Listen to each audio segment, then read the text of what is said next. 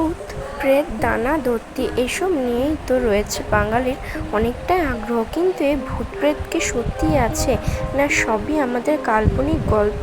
ভূত প্রেতকে নিয়ে ইতিমধ্যে অনেকবার অনেক সাইকোলজি থেকে শুরু করে বিজ্ঞানীরাও প্রমাণ দিতে পেরেছে, কিন্তু প্যারানর্মাল এক্সপার্টের দল বলছে সত্যিই আছে ভূত। তবে ভূত থাকলেও সেটি সবসময় রাতেই বেশি দেখা যায় কেন? কেন ভূতকে সকালবেলা দেখা যায় না? মূল কথা হলো, রাতের বেলায় ভূত বেরোয় এই কথাটি সম্পূর্ণ ভুল। ভূত আপনার সকালে বা বিকেলে দুপুরে যে কোনো টাইমে আপনার কাছে বসে থাকলেও আপনি বুঝতে পারবেন না, কারণ ভূতরা নিজেদের টাইম টেবিল অনুযায়ী আসে না। তারা টাইম টেবিল, মোহ মায়া এসব কিছুই বোঝে না। মূলত যখন সব শান্ত পরিবেশ থাকে এবং তারা টেকনোলজি এবং তাদের শক্তি যখন বন্ধ থাকে সমস্ত মানুষদের, তখন ভূতেরা নিজেদের এনার্জি প্রয়োগ করতে পারে এবং তখনই বেরোয়, এবং এই কাজটি তাদের করতে সবথেকে সহজ হয় রাতের বেলাতে। তার জন্যে মূলত রাতের বেলায় ভূত দেখার প্রবণতা বেড়েছে। ফাঁকা রাস্তাতে তাদের এনার্জি প্রয়োগ করতে খুবই ভালো লাগে তার জন্য। আর ভূত যে কোনো মুহূর্তে মানুষের সামনে উপস্থিত হতে পারে, তার জন্য সবসময় প্ল্যান সেট যখনই করা হয় তখনই রাতের বেলাতে বেশি প্রাধান্য দেওয়া হয়।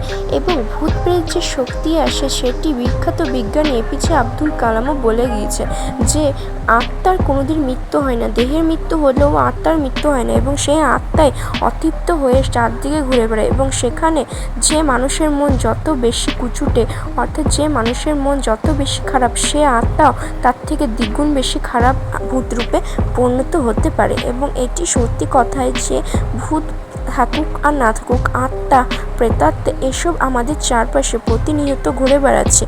কেউ দেখতে পায় আবার কেউ দেখতে পায় না। মূলত অনেক দুর্বল মনের ছেলে বা মেয়েরা ভূতেরা বেশি তাদেরকে আকর্ষণ করতে পারে, এবং তারা ভূতদেরকে প্রতিনিয়তই দেখতে পায়।